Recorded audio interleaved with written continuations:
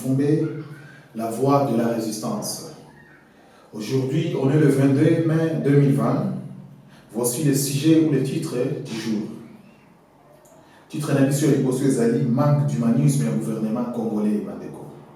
Titre d'émission Libale Ezali, plus d'une centaine de pêcheurs congolais détenus en Ouganda. Titre d'émission Misatou Ezali, les journalistes congolais de la diaspora. La mission d'un journaliste. Bandeko lelo to kono kolobela ba journaliste na biso la diaspora, mission na bango ezali nini, mosala na bango ezali nini, bandeko na ngai. To bandi na titre na biso ya liboso ya manque d'humanisme ya gouvernement congolais. Pour nini manque d'humanisme ya gouvernement congolais. Donc constater que na kati ya mboka na biso la République démocratique du Congo bandeko na ngai ba makambo mabe ezali kosalema bato bazali kokufa tous les jours na kati ya mboka na biso butu mpe lokola moi bato bazali kokufa tous les jours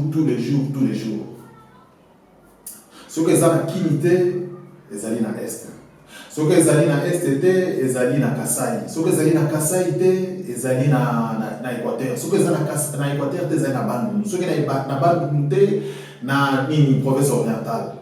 Donc bato bazali kokufa makambo mabe ezali kosalema na kati ya mboka na biso du jour au jour. Tirer à balles réelles tout citoyen qui manifeste pacifiquement ou pas.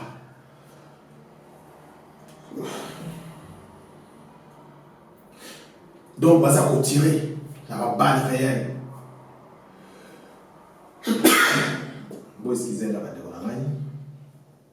Donc, basoda ya mboka na biso bazali ko tirer na ba balle réelle na ba ndeko na bango oyo bazali ko manifester pour na kaka ko senga ba droit na bango baza ko manifester mais sous pacifiquement pour na kaka ko réclamer ba droit na bango.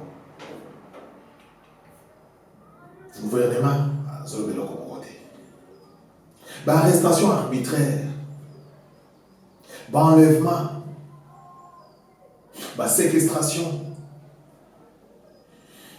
et voire même des assassinats de tout citoyen qui ose réclamer ses droits. Donc, les Nababé Koloba, arrestation arbitraire, enlèvement, séquestration, kidnapping, tuerie, viol, voire même assassinat.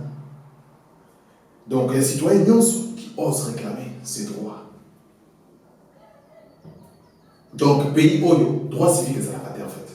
Pays Oyo, pays Nabiso RDC Congo, droit civique et salakate.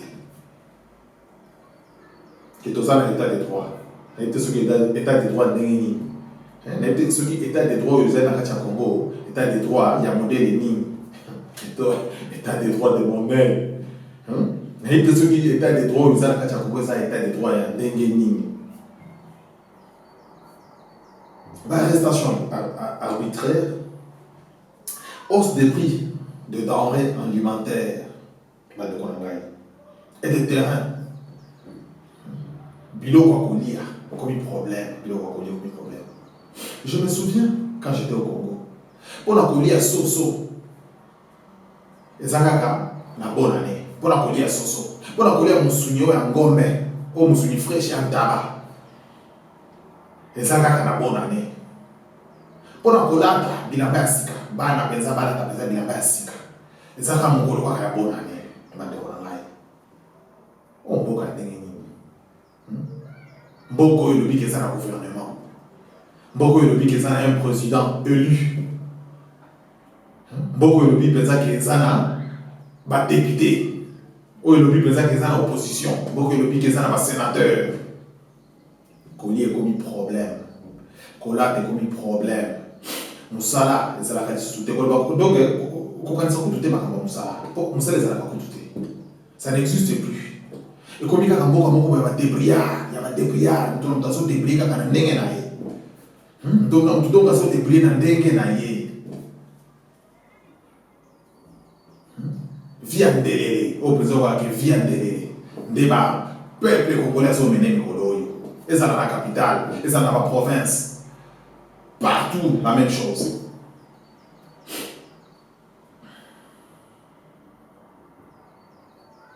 En tant que, soi-disant, le président de la République, Félix Tshilombo Tshisekedi, azokotondisa bapoche na ye, na baguru na ye, baoccupant, barwandais oyo bafandeli biso na mutu ya mboka. Lelo penza 20 ans, de 21e année, donc bafandeli biso penza na mutu ya mboka, baza penza ko se remplir bapoche na mbongo ya bana Congo au détriment du peuple congolais. Hausse des prix, il y a biloko kolia. Hausse des prix, il y a pas terrain.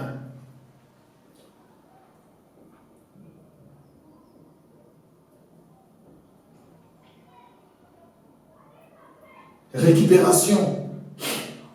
Le gouvernement peut récupérer le problème il y a Covid-19, il y a pandémie, il y a coronavirus. Le gouvernement peut récupérer un mot.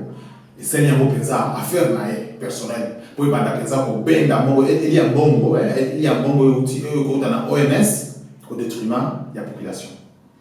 Est-ce que vous vous rendez compte? Est-ce que vous imaginez Makambo Oyo? Le gouvernement a la COP dans la population. 17 millions d'euros OMS à la Kipino. Le président africain. Pour Oyo, l'État Kaka, Tshilombo, Félix Tshilombo. Oyo, l'État président belé africain. N'a pas Oyo, Gourou Nabango, Maître Nabango, Kagame, Paul Kagame. Il n'y a pas ça dans le ça il y a 17 millions OMS, les autres pour mettre Nabango, il faut que ça va au soit condiment, pas président soit condiment, pour Bayakomeka. Nini, Bayakomeka, Nini, vaccin, Oya, Nini, maladie, Oyo, la population. Donc, il y a 17 millions. Pour Gourou Nabango, Asana Kachakopoyo, Paul Kagame, parrain Nabango, ou les commanditaires, il y a Makamonyon sur les autres Kanakacha, Boka Nabiso, Kacha RDC. Les commanditaires, c'est lié Paul Kagame. Nous avons ça nous sale boulot. Il y a Mindele, il y a Museveni, il y a Uganda, il y a Ndekorangai. Le gouvernement a récupéré les Cambo, il y a Covid-19, la pandémie. On doit faire un accident. Il y a une liste de bateaux qui la Covid-19. Bando qui va dire tout.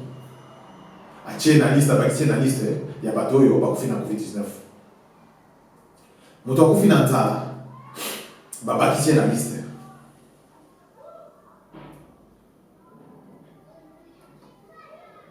On doit faire la malaria. Les cas, Baba qui tient la liste. Il y a bateaux qui la Covid-19. Nous devons faire la maladie sombre par là. Baba qui sied. Pour la ligne, nous faisons un rapport. Na OMS, qui est là. Nous sommes au Congo. Le Congo est aussi là. La maladie, la pandémie de Covid-19. Il faut que ça soit qui. Bon, c'est ça. Bon, on a 17 millions de total. Des lignes de qui pour combattre bien la maladie. Mbongo bazoi ba mikolo nyonso ye Félix Tshilombo na Guru na ye nani Kabila Hippolyte Kanambe ba otiko iba 400 millions d'euros ba yo ko bisa na Russie o wani ko kite ba lingi subadia ba pongolo bongo 17 millions na mitu ya peuple congolais bilo moko potala ki bolanda ke vidéo muto ko financer gouvernement les autres désinfectés c'est le cas. Devant ma colonie, manque d'humanisme, il y a gouvernement, il y a Tshilombo, Félix Tshisekedi, criminel sanitaire, un criminel sanitaire, un monstre, Félix Tshilombo Tshisekedi. Mais il y a eu des qui, papa. Il y a eu des qui. Comme il y a Koloka. Comme il y a Koloka.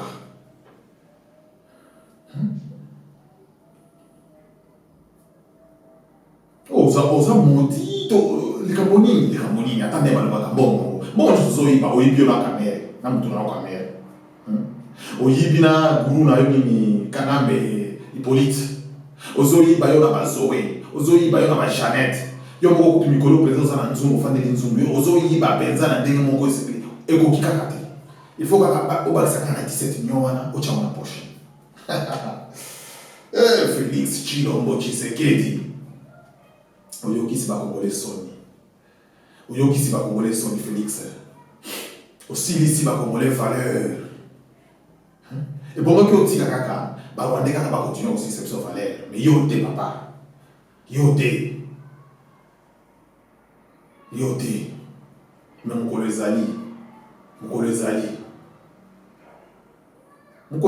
Félix mokolo ezali dans la marque d'humanisme au Bozarako, dans la prison à Makala, la prison la plus insalubre du monde, la prison la plus insalubre du monde. Mouroir. Donc, ceux qui pensent que ma côté présent à la prison à Makala, il va caractérer au comité cimetière. Donc, il y a la cimetière. Donc, les gens mouroir, les alliés mouroir. Oh, bah, bien, dans le français, mouroir. Donc, est-ce qu'il y a un côté à Kaboy? Mikolonayo, très à Kotanga. Mikolonayo à Kotanga. Pour éviter ce qu'on copie ma vivant, une prison comme Makala, d'un grand pays comme la République démocratique du Congo. Mais mouroir, insalubre. Il y a un monde entier. Manque d'humanisme, Félix. Manque d'humanisme. Il y a un gouvernement noir de Kouta, député, honorable, ceux qui sont déshonorables, donc on a des déshonorables. Peu comment on appelle ça que nous faisons c'est le pas commissariat qui va honorable. Il y a Moussala Nino Sala la population. Il y a Moussala Nino Sala la Mboka. Tout le monde a pas maire, tout le monde a pas député, comment on a pas de bien comme on a mais parce que ça la Moussala population c'est déjà qu'on s'est retrouvé. Mboka c'est qu'on s'est retrouvé.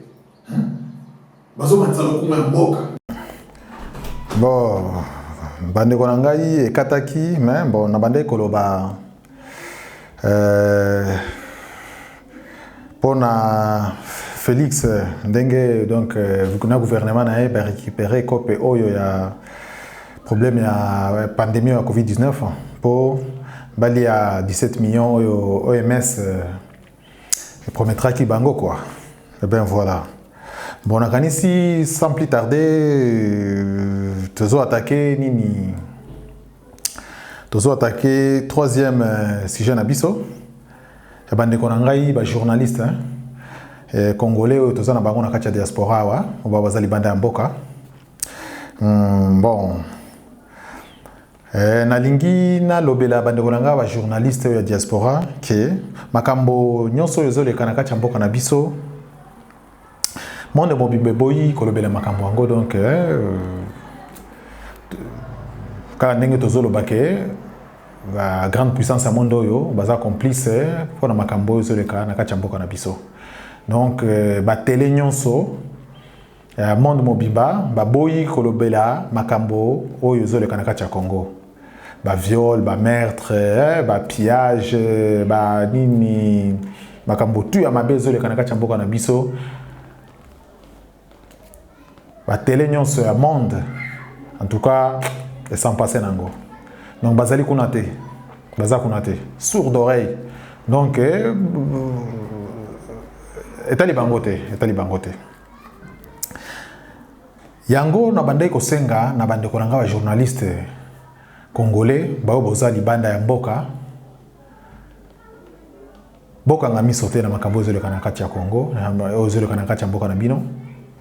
Ba interview oyo bosalaka obengisa ba résistant ba combattant ba bundele mboka Congo po baloba ba pesa message na population makambo po ba dénoncer makambo zo le kanaka cha Congo eza bien mais boye bake tozelaka pe mingi pa na bino ba journaliste bande konanga ya basi lokola pe mibali tozelaka mingi epai na bino po bino moko boleka bo dénoncer occupation hein? Ça fait plus de 20 ans lelo oyo Congo ezo subir hein? Makambo oyo zo en tout cas oyo traverser ba troupe ya ba pays voisins ezo evre na kati ya mboka na biso. Donc tozelaka mingi bino pe boleka bosala ba vidéo bo dénoncer mabe nyonso ezo leka na kati ya mboka na biso. Bande konanga ba journaliste. Musala journaliste ezali nini? Musala journaliste ezali sa première mission ezali informer le public. Ezali ko informer public. Ezali ko informer population. Na maemanso ya malamu to ya mabe ezo leka na kati ya mboka na ye. Mais bino boyebi makambo tout ezo leka na kati ya mboka na biso. Pona nini bolobaka te, pona nini bo dénonçaka occupation te. Na yebi keza na ba journaliste mibale misatu ba dénonçaka. Na kotanga neti Congo Lulendo, na kotanga leokola nini ndeko nanga Kerune Maizo, ba dénonçaka penza ba penza na ba vidéo na bango ke on est occupé. Le Congo est sous occupation. Donc Congo mboka na biso penza eza sous occupation ya ba voisin na biso. Rwanda, Ouganda, donc presque tous les 9 pays ont entouré biso. Bazo ronger kaka, bazo ronger biso, bazo continuer ka ronger biso, butu moi bazo continuer ka ronger biso. Bande konangai. Na sengi na bino bande konanga ba journaliste. Po au monde na kati ya ba congolais, ezana ba congolais musu ba bazelaka koyoka, bazelaka ba journaliste baloba. Oui, ko interviewer ba nini ba combattant na ba résistant, eza bien. Mais tozelaka pe, tolingaka pe toyoka ba journaliste penza bo dénoncer penza bo lati penza bo koti penza makambo oyo. Po ezali mboka na bino. Ezali mboka na bino. Bosala neti kotika na ba spectateur te. Il faut bino pe bo participer na makambo oyo. Bo yebi makambo nini ozo le kanaka cha mboka na biso.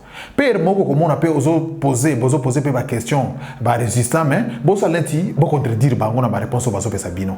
Mais ceux qui osent sûreté na réponse oyo ndeko bazo pesa yo ya combattant ou résistant. Mais yo pe il faut bosala pe na ba équipe ba investigation ba journaliste il faut bosala pe na ba équipe penza oyo sala ba enquête. Ata ceux qui bo kende kinte mais na Kinshasa kuna bosala penza na batu oyo bo kopera kana bango ba penza ba tiela kabino ba tindra kabino penza ba nini ba information penza auto penza na source ya suivre pour journaliste penza il faut la penza na ba info yo penza ya suivre pena ba preuve penza zo la kisa population zo sa public ke botala makambo zo kana kacha mboka na biso ba photo ezali ba image ezali ba preuve ezali na ko wangana militaire donc ba armée rwandaise mikolo nyonso ba kotaka na Gisenyi ba kotaka butu nyonso ba population zo mona bango butu nyonso ba kotaka ba evre bazongi na tongo côté kuna ya nini ya rivière nini ya rivière nini au côté ya Lubiriha côté ya frontière ya RDC na Uganda ba Uganda pe ba kotaka mikolo nyonso pour population pe azomona ndenge ba kotaka ba evre ba bomi ba ibi ba violer ba tuer ba zongi bande konanga ba journaliste.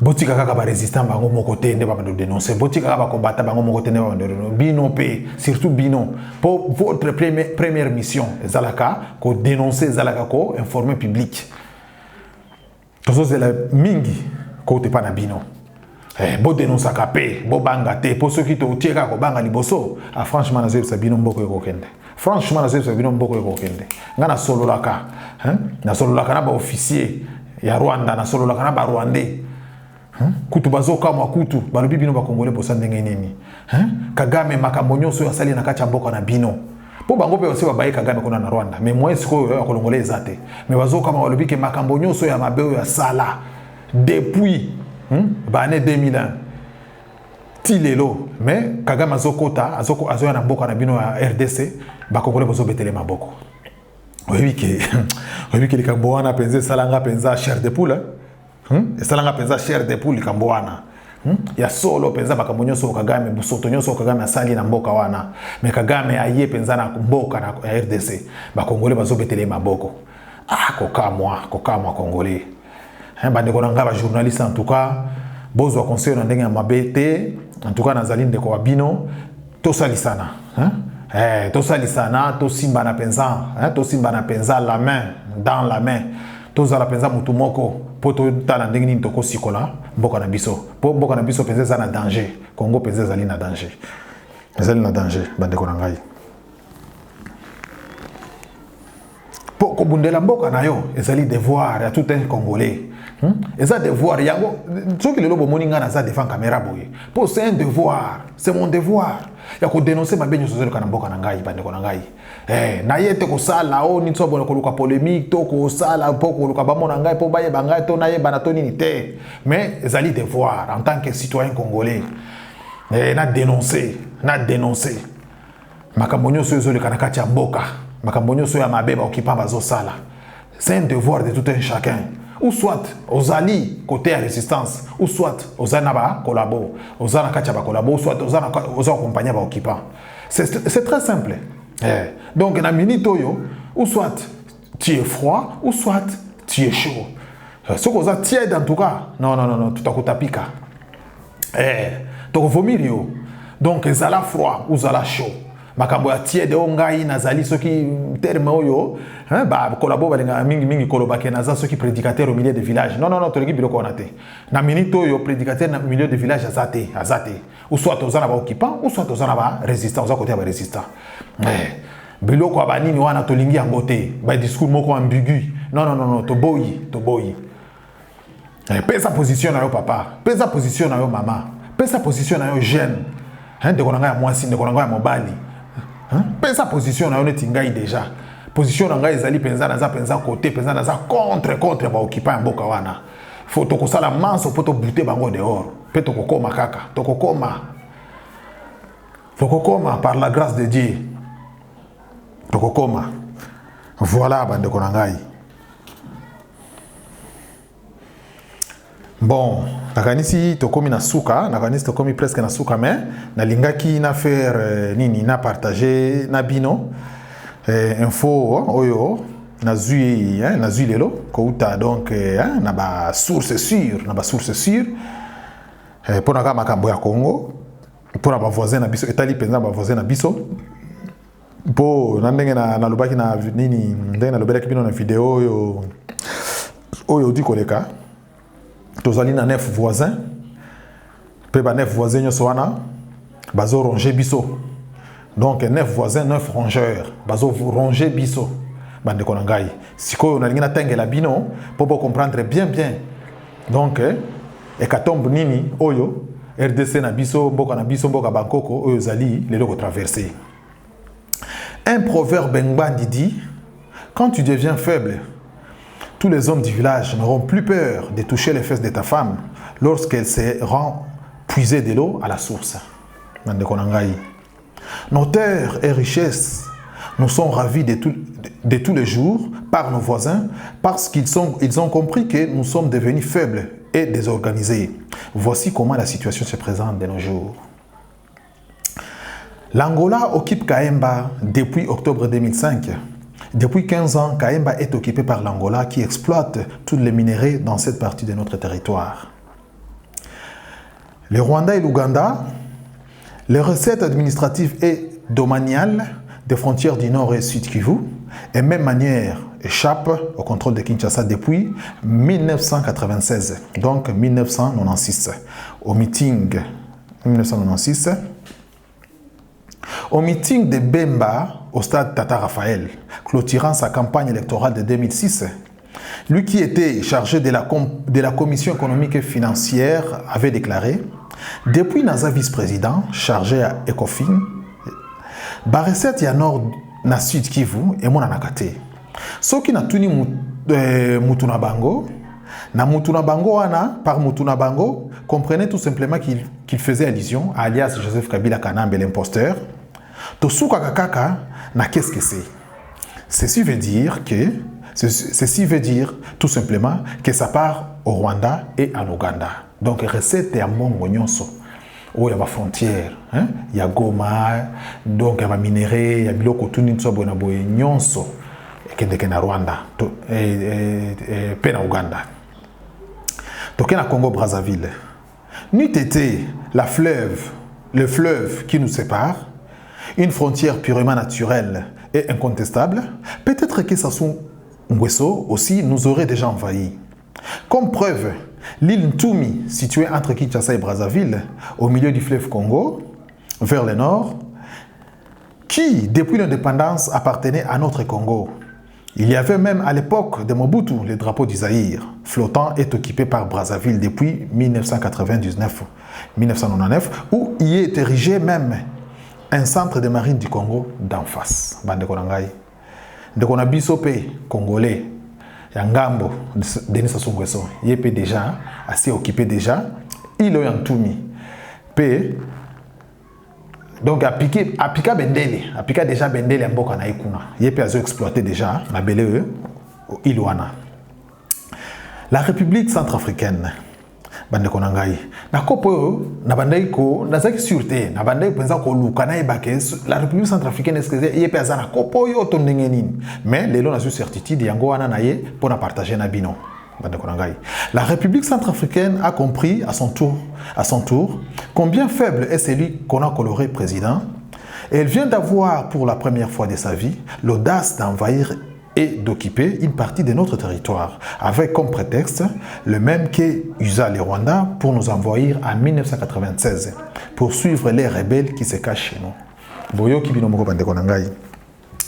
Ba centrafricain bango pe donc bazu penza audace bazu courage bakozo courage tendenge nini bango bato batika la kisima donc bango pe bazo use mensonge oyo ya guru na bango munene Paul Kagame ya kolobake ba attaquer Congo bango pe po ba rebelle o bataka bango donc ba fanda kana Congo bazala kana Congo yango wana donc il faut ba kende penza ko attaquer balanda bango penza na base donc na Congo yango wana pe attaquer bango pe Congo centrafricain et attaquer pe Congo donc yango pe comment exploiter moi ma belé nango na mboka Congo talakaka Soudan toke na Soudan ou Sud-Soudan depuis 2009 le Soudan de par les éleveurs Mboro occupe plus de 150 km de nos terres arables vers les frontières des provinces de l'Équateur et orientale.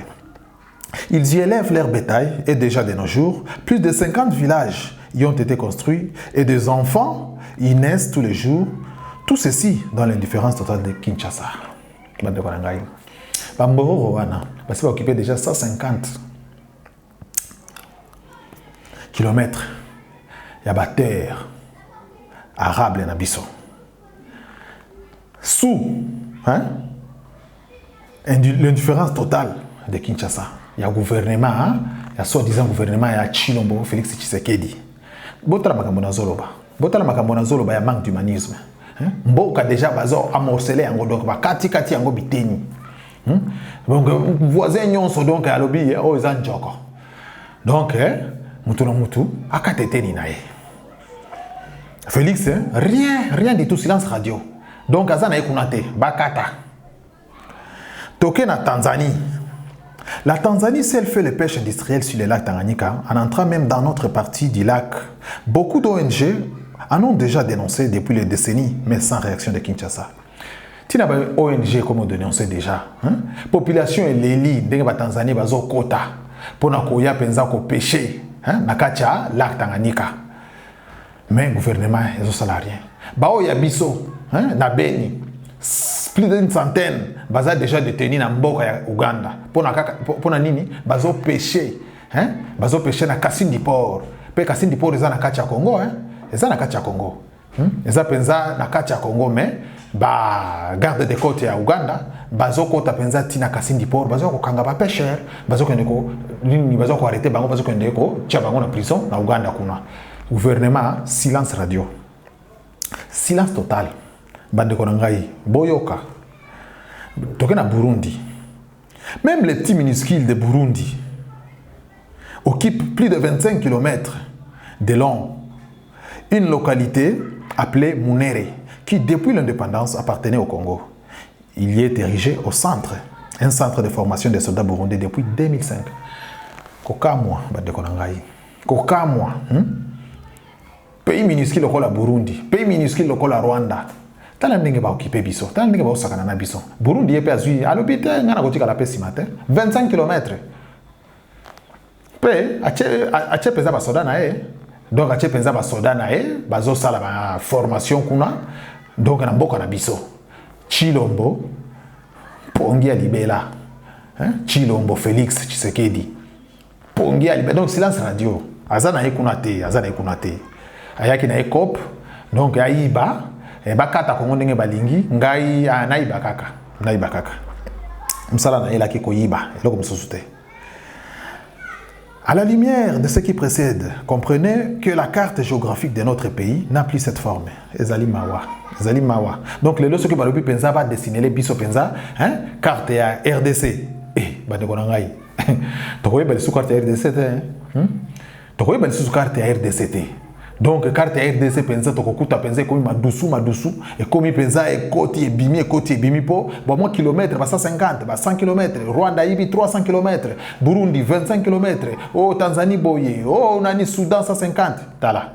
Donc terre nyonso wana donc ezokende kaka boye, ezokende kaka pamba kaka boye. Donc to carte ya République démocratique du Congo to reconnaître Angola soutien, to reconnaître Angola soutien. À la lumière de ce qui précède, comprenez que la carte géographique de notre pays n'a plus cette forme. Des terres nous ont été ravies avec la complicité de ces imposteurs qui se veulent dirigeants. Il nous revient de la remettre à l'état initial. Ce pays ne peut pas continuer comme ça.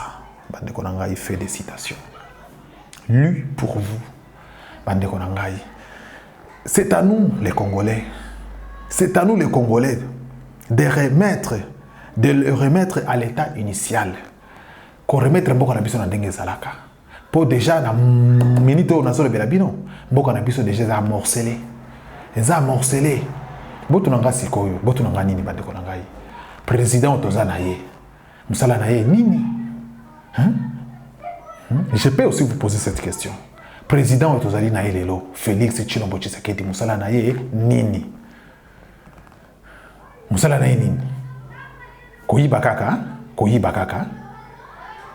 Ok. Eh bien voilà, mes chers compatriotes congolais, ezali mawa, ezali pasi, soki nazomona makambo ya boye. Yango wana na sengi na bino, totika kaka ba spectateur te. To telema, to agir, to se mobiliser comme un seul homme. Totala ndenge nini, to kosungana. Na kokotiser, tozala na caisse. Tozala na caisse. Ndeko na biso odombo azobelela mikolo nyonso. Il faut tozala na caisse et kosunga biso pour la résistance tozosala. Ezali demo ko malamu pour na yebi ke ba Rwandais bazali kokotiser. Partout là où ils étaient dans le monde entier, avant bakende ko faire tomber à Biarimana, bazali kokotiser. Mais tala lelo esika bazali na mutu ya pays na bango. Yango yo bazu pe courage audace, ba yepe ko envahir biso. Mais si ko biso pe, il faut to banda ko cotiser bande ko ngai. To banda ko cotiser. Donc to tika la penza indifférente na makambo zo kana kacha mboka na biso. To telema, to tika ko banga to la muka. Congolais, peuple fier, peuple otolela lokumu, peuple à valeur. Lelo bande ko na biso moko kaka donc Félix Tshilombo Tshisekedi asili subso valeur. Asili subso valeur. Na ba Congolais bozo accompagner penza occupation. Bango nyonso fait partie de cette groupuscule. Il y a des gens mal intentionnés oyo bazo nuire na vie ya bana Congo. Mais to lembate. Total la ka nkolo, to senga nkolo apesa biso makasi. Apesa biso makasi. Mais to telema lokola mutu moko bande ko na ba Congolais. To sauver mama Congo. Ingeta bande ko na ngai. Pona mukolo mwalelo na suki awa nzamba zala na bino. En tout cas, à continuer à garder bino biskato bozali. Pona bande ko na nga bazana kati ya Congo, na ebi makambo bozo traverser bande ko na ngai. Tenez bon, continuez aussi à prier. Pe mukolo zali oyo tokokutanaka pe ekozalaka mukolo wana ekozalaka joie immense en fait, ekozalaka joie immense. Mais pour le moment tenez bon bande ko na ngai. Bo continuer à suivre kaka ba stratégie oyo nazali ko pesa bino. Bobo sanate ba cocktail molotov, bobo sanate ingeta. Merci, bye.